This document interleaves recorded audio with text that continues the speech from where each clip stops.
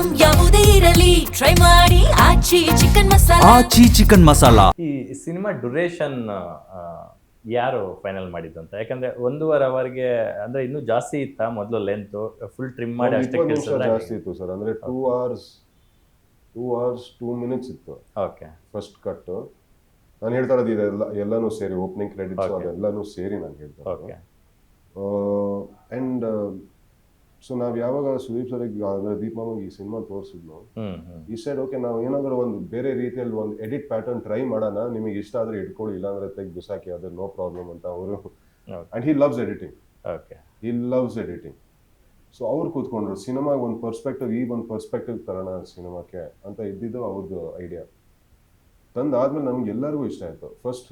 First ಕೇಳಿದೆ ಡೈರೆಕ್ಟರ್ಗೆ, ನೋಡ್ ಚೆನ್ನಾಗಿ ಇದು ನಿನ್ ಸಿನಿಮಾ, ನಿನಗೆ ಇಷ್ಟ ಆದ್ರೆ ಓಕೆ, ಇಲ್ಲಾಂದ್ರೆ ಬೇಡ, ನೀವು ಮಾಡ್ಕೊಡಿ, ನಿಮಗೆ ಯಾವ ತರ ಎಡಿಟ್ ಮಾಡ್ಬೇಕೋ ಮಾಡಿ.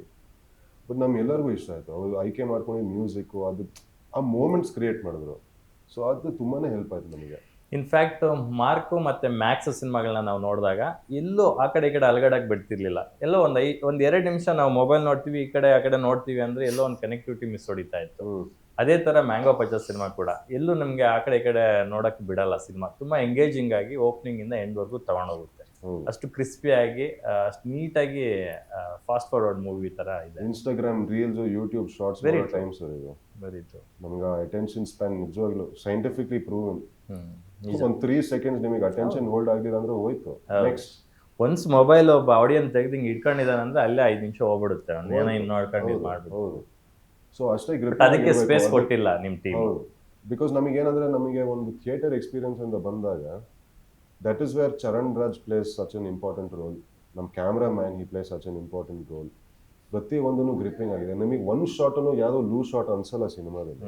ಅಂದ್ರೆ ಬೇಕಿತ್ತ ಶಾರ್ಟ್ ಇದೆ, ಪ್ರತಿ ಒಂದು ಶಾರ್ಟಲ್ಲಿ ಏನೋ ಒಂದು ವಿಷಯ ನಡೆಯುತ್ತದೆ. ಸೊ ಅದಷ್ಟನ್ನು ಕೂರ್ಸೋದು ಇದೆಯಲ್ಲ ಸರ್, ಇವತ್ತಿನ ಜನ್ರೇಷನ್ ಇವತ್ತಿನ ಟೈಮಿಗೆ ಸಿಕ್ಕಾಬಡೆ ಕಷ್ಟ ಅದು. ಸೊ ನಮಗೆ ಅಂದ್ರೆ ಆ ಉದ್ದೇಶ ಇಟ್ಕೊಂಡು ನಾವು ಮಾಡ್ಲಿಲ್ಲ. ಅಂದ್ರೆ ಇಲ್ಲ ಇನ್ನು ಕಟ್ ಮಾಡೋಣ ಅಂತ ಆ ಉದ್ದೇಶ ನಮಗೆ ಎಷ್ಟಿತ್ತು, ಕತೆ ಎಷ್ಟು ಹೇಳ್ಬೇಕಿತ್ತು ಅಷ್ಟು ಹೇಳಿದೀವಿ. ಬಟ್ ನಮಗೆ ಏನಂದ್ರೆ ಇದು ಒಂದು ಆಡೆಡ್ ಬೋನಸ್. ನಮಗೆ ಆಕ್ಚುಲಿ ರನ್ ಟೈಮ್ ನಮಗೆ ಆಡೆಡ್ ಬೋನಸ್. ನಾವು ಪ್ಲಾನ್ ಮಾಡ್ಕೊಂಡಂತೂ ಮಾಡ್ಲಿಲ್ಲ ಇದನ್ನ. It was an added bonus for us. ಮತ್ತೊಂದು ವಿಚಾರ ನಾನು ಇಂಪಾರ್ಟೆಂಟ್ ಕೇಳಲೇಬೇಕು. ಸುದೀಪ್ ಸರ್ ಪ್ರೀವಿಯಸ್ 2 ಸಿನಿಮಾಗಳನ್ನ ಕೂಡ ಪರಭಾಷಾ ಬ್ಯಾನರ್ಸ್ ಜೊತೆ ಮಾಡಿದ್ರು. ಮಾರ್ಕೋ ಮ್ಯಾಕ್ಸ್ 2 ಸಿನಿಮಾಗಳು. ಅದರಲ್ಲಿ out of the box production ಹೌಸ್ಗಳ ಜೊತೆ ಕೆಲಸ ಮಾಡಿದ್ರು ಕೂಡ ನಮ್ಮ ಕನ್ನಡಿಗರಿಗೆ ವೇದಿಕೆಗಳು ಕೊಟ್ಟರು, ಸುಮಾರು ಕಲಾವಿದರಿಗೆ. ಅದೇ ರೀತಿ ಪ್ರಿಯಾ ಮೇಡಮ್ ಅವರು ಮತ್ತು KG ಸ್ಟುಡಿಯೋಸ್ ಸೇರಿಕೊಂಡು ಇವಾಗ ನಿಮ್ಮ ಸಿನಿಮಾದಲ್ಲೂ ಕೂಡ ಭಾವನಾ ರಮಣ್ ಅವರು ಇರ್ಬೋದು, ನಮ್ಮ ಮಯೂರ್ ಪಟೇಲ್ ಅವರು ಇರ್ಬೋದು, ಇವರಿಗೆಲ್ಲ ಅವಕಾಶ ಕೊಟ್ಟಿರ್ತಕ್ಕಂಥದ್ದು. ಮತ್ತು ವಿಲನ್ ರೋಲ್ ಮಾಡಿದಂತಹ ಏನು ಪ್ರಶಾಂತ್ ಹಿರೇಮಠ ಅವ್ರು ಇರ್ಬೋದು, ತುಂಬ ಚೆನ್ನಾಗಿ ಸ್ಕೋರ್ ಮಾಡಿದ್ದಾರೆ. ಜೈ ಅವರು ಇರ್ಬೋದು, ನಿಮ್ಮ ತಮ್ಮನ ರೋಲ್ ಮಾಡಿದಂಥವ್ರು. ಸೊ ಅವ್ರಿಗೆಲ್ಲ ಒಂದು ವೇದಿಕೆ ಕಲ್ಪಿಸ್ಕೊಡೋದಿಲ್ಲ. It's a great thing. Manjanna ಮಾತ್ರ ಬರೀ ಅಲ್ಲ, ಮಂಜಣ್ಣ ಆಸ್ಥಾನ ಕಲಾವಿದ್ರು, ಅವ್ರು ಇಲ್ಲೇ ಇದ್ದಾರೆ, ನೋಡ್ತಿದ್ದಾರೆ, ಗೊತ್ತು ನನಗೆ. ಸಪ್ರೇಟ್ ಮಾತಾಡ್ತೀನಿ. ಈ ಥರದೊಂದು ಪ್ರತಿಭೆಗಳನ್ನ ಗುರುತಿಸಿ ಅವರಿಗೆ ಅವ್ರ ಟ್ಯಾಲೆಂಟ್ಗೆ ತಕ್ಕನಾಗ ಒಂದು ವೇದಿಕೆ ಕಲ್ಪಿಸ್ಕೊಡೋದಿಲ್ಲ. It's a great thing. So ಅದ್ರ ಬಗ್ಗೆ ಏನಿಲ್ಲ. ನಮಗೆ ಯಾವಾಗ ನಮ್ಮ ಸಿನಿಮಾನೇ ಡಿಫ್ರೆಂಟ್ ಆಗಿ ಕಾಣಿಸ್ಬೇಕು, ಸಿನಿಮಾನೇ ಡಿಫ್ರೆಂಟ್ ಆಗಿರ್ಬೇಕು ಅಂತ ಹೇಳಿದಾಗ that was the approach we took. ಅಂದರೆ ಒಂದು ಟಿಪಿಕಲ್ ಕಾಸ್ಟಿಂಗ್ ಬೇಡ, ಎಸ್ಟಾಬ್ಲಿಷ್ ಆಗಿರೋ ವಿಲನ್ಸ್ ಬೇಡ. ಓಕೆ, ಸೊ ನಮಗೆ for example Kajal also, Mayur sir also, ಅವ್ರಿಬ್ರು ಪೆಪ್ಪೆ ನೋಡಾದ್ಮೇಲೆ ನನ್ಗೆ ಅನ್ಸುತ್ತೆ ನಿಜವಾಗ್ಲೂ ಏನು ಫ್ರೆಶ್ ಕಾಣಿಸುತ್ತೆ ಅಲ್ಲಿ. ಮಯೂರ್ ಸರ್ನ ಆಲ್ಮೋಸ್ಟ್ 10 ವರ್ಷ ಆದ್ಮೇಲೆ ನೋಡ್ತಾ ಇರೋದು ಸ್ಕ್ರೀನ್ ಮೇಲೆ. I loved it. Bhavana man ಎಷ್ಟು ಟೈಮ್ ಆದ್ಮೇಲೆ ನೋಡ್ತಾ ಇದ್ವಿ ಸ್ಕ್ರೀನ್ ಮೇಲೆ. ಮಂಜಣ್ಣನ ಕ್ಯಾರೆಕ್ಟರ್ ಆಗಿದ್ರು ಕಂಪ್ಲೀಟ್ಲಿ ವೇರಿಯೇಷನ್. ಅಂದರೆ ಅವ್ರು ಮುಂಚೆ ಮಾಡಿದ ಪ್ರತಿ ಒಂದು ಕ್ಯಾರೆಕ್ಟರ್ಗೂ ಇದಕ್ಕೂ, ಅಂದರೆ ನೆನ್ನೆ ಶಿವಣ್ಣನೂ ಹೇಳಿದ್ರು, ಫುಲ್ ಡಿಫ್ರೆಂಟ್. ನಮಗೆ ಒಂದು ಹೊಸತನ, ಒಂದು ಹೊಸ ರೀತಿಯಲ್ಲಿ ಸಿನಿಮಾ ತೋರಿಸ್ಬೇಕಂತ ಹೇಳಿದ್ರೆ ನಮಗೆ ಹೊಸ ರೀತಿಯಲ್ಲಿ ಒಂದು ಆಯ್ಕೆ ಮಾಡ್ಕೊಬೇಕಾಗುತ್ತೆ ಜನನ, ಬಿಕಾಸ್ ಅಲ್ಲಿ ಟಿಪಿಕಲ್ ಅಂದರೆ ಓಕೆ ಈ ವಿಲನ್ ನನಗೆ ಗೊತ್ತು, ಇವ್ನು ಹಿಂಗೆ ಮಾಡ್ತಾನೆ, ಲಾಸ್ಟಲ್ಲಿ ಹಿಂಗೆ ಹೋಗ್ತಾನೆ, ಎಲ್ಲೋ ಒಂದು ಕಡೆ ಫ್ಲಿಪ್ ಆಗ್ತಾನೆ ಇವನು, ಎಲ್ಲೋ ಒಂದು ಕಡೆ ಟ್ವಿಸ್ಟ್ ಕೊಡ್ತಾನೆ ಇವನು. ನಮಗೆ ಅದು ವರ್ಕೌಟ್ ಆಗ್ತಾ ಇರಲಿಲ್ಲ ಈ ಸಿನಿಮಾಕ್ಕೆ. ಸೊ ಪ್ರತಿಯೊಬ್ಬರೂ ನನಗೆ ಜೈದು performance one of the most favourite scenes I share with Jai ಸಿನಿಮಾದಲ್ಲಿ. ನನ್ನ ತಮ್ಮನ ಕ್ಯಾರೆಕ್ಟರ್ ಯಾರು ಮಾಡಿದನೋ ನನಗೆ ಅದು ಆಲ್ ದ್ಯಾಟ್ ಇಮೋಷನಲ್ ಬಿಟ್.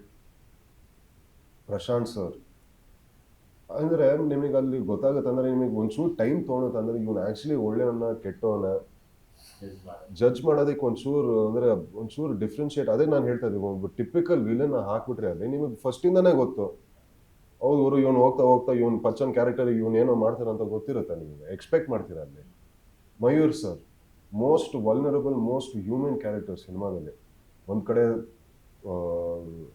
ಅದೇ. ಹೆಂಡತಿನೂ ಒಗ್ಗಿಸ್ಕೊ ಅವ್ರ ಕೈ ಆರ್ ಕೊಟ್ರೆ ಅತ್ತೆ ಕಡೆ, ಮೂರ್ ಕೊಟ್ರೆ ಸೊಸೆ ಕಡೆ ಈ ಕಡೆ ಮಹೇಂದ್ರ ಕ್ಯಾರೆಕ್ಟರ್ನು ಒಂಥರ ಇದ್ ಮಾಡ್ತದ, ಮಧ್ಯದಲ್ಲಿ ಸಿಕ್ಕಾಕೊಂಡಿರೋ ಕ್ಯಾರೆಕ್ಟರ್ ತಮ್ಮ ಬಂದ್ಬಿಟ್ಟು ಇವನ ಮಿಸ್ಅಂಡರ್ಸ್ಟ್ಯಾಂಡಿಂಗ್, ಮೋಸ್ಟ್ ಹ್ಯೂಮನ್ ಕ್ಯಾರೆಕ್ಟರ್ಸ್.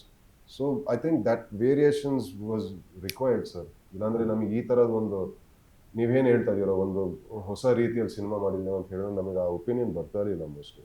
ಈ ಹಸ್ರಾಗಿ ಕಾಣಿಸ್ತಾಳೆ ಹೂವು ಮಾಡ್ಕೊಂಡು ಸಾಂಗ್ ಕೂಡ ದೊಡ್ಡ ಮಟ್ಟಕ್ಕೆ ರೀಚ್ ಆಯಿತು ಆಡಿಯನ್ಸ್ಗೆ. ಡಿಫ್ರೆಂಟ್ ಫ್ಲೇವರ್ ಕೊಟ್ಟರು ಚರಣ್ ರಾಜ್ ಅವರು. ಆ ಸಾಂಗ್ ಒಂಥರ ಟ್ರಂಪ್ ಕಾರ್ಡ್ ಸಾಂಗ್ ಥರ ಆಯಿತು ನಿಮ್ಮ ಸಿನಿಮಾಗೆ. ಸಾಂಗ್ ಬಗ್ಗೆ ಹೇಳೋದು ಅದು ಆ್ಯಕ್ಚುಲಿ ನಾವು ಸೆಟಲ್ಲಿ ಇದು ಮಾಡ್ತಾ ಇರುವಾಗ ಈ ಲಿರಿಕ್ಸು ನಮ್ಮ ಎಡಿಟರು ಮತ್ತು ಡೈರೆಕ್ಟರ್ ಬರೆದಿದ್ದು.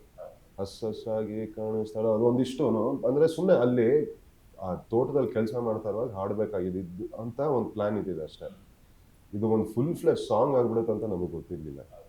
ಸೊ ಅಲ್ಲಿ ಪ್ರಾಕ್ಟೀಸ್ ಮಾಡ್ತಾಯಿದ್ರು ಆ ಹುಡುಗರನ್ನೆಲ್ಲ ಇಟ್ಕೊಂಡ್ಬಿಟ್ಟು, ಅಂದರೆ ಪಚ್ಚಾ ಬಾಯ್ಸ್ ಅಂತ ಏನಿದೆಯೋ ಜೈ ಅವ್ರನ್ನೆಲ್ಲ ಇಟ್ಕೊಂಡ್ಬಿಟ್ಟು ಪ್ರಾಕ್ಟೀಸ್ ಮಾಡ್ತಾಯಿದ್ರು ಈ ಸಾಂಗ್ನ.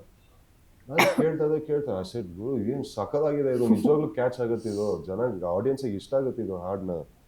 ಆವಾಗ ಅಲ್ಲಿಂದ ಸ್ಟಾರ್ಟ್ ಆಗಿದ್ದು. ಸೊ ನಾವು ಅಲ್ಲಿಂದ ಚರಣ್ ಸರಿಗೆ ಹೇಳಿದ್ವಿ ಈ ಥರದ ಸಾಂಗ್ ಇದೆ ಅಂತ ಹೇಳಿದಾಗ ಹಿ ಸ್ಟಾರ್ಟೆಡ್ ಡೆವಲಪಿಂಗ್ ಒಂದು ಸಾಂಗ್. ಮತ್ತು ಎಲ್ಲರಿಗೂ ಇಷ್ಟ ಆಯಿತು, ಎಲ್ಲರಿಗೂ ಇಷ್ಟ ಆಯಿತು. ಅಂದರೆ ಆ್ಯಕ್ಚುಲಿ ಥಿಯೇಟರಲ್ಲಿ ಹೆಂಗೆ ಕೇಳಿಸೋದು ಗೊತ್ತಾ ಅವರು. ಆ್ಯಂಡ್ ಪ್ಲಸ್ ಅದೇ ಸಾಂಗ್ನ ತೆಗೆದ್ಬಿಟ್ಟು ಬೇರೆ ರೆಂಡಿಷನ್ ಮಾಡಿ ಒಂದು ಫುಲ್ ರಾಕ್ ಸಾಂಗ್ ಥರ ಮಾಡಿ ನಮ್ಮ ಇಂಟರ್ವ್ಯೂಲ್ ಫೈಟಿಗೆ ಹಾಕಿದ್ರು. ಅದು ಸುದೀಪ್ ಸರ್ದು ಐಡಿಯಾ. ಅದು ಈಸ್ ಲೈಕ್ ಇಲ್ಲ ಇಲ್ಲಿ ಏನಾದರೂ ಬ್ಯಾಂಗ್ ಏನಾದರೂ ಬೇಕು ಅಂತ ಹೇಳಿದಾಗ ಅವರೇ ಫಸ್ಟ್ ರೆಕಾರ್ಡ್ ಮಾಡಿ ಅವರೇ ಏನೋ ಮಾಡಿದ್ರು ಎಡಿಟಿಂಗ್ ಮಾಡ್ತಾ ಇರುವಾಗ. ಆಮೇಲೆ ಅದನ್ನ ಇವ್ರಿಗೆ ಕಳಿಸಿದ್ರು ಚರಣ್ ಸರಿಗೆ. And they nailed it.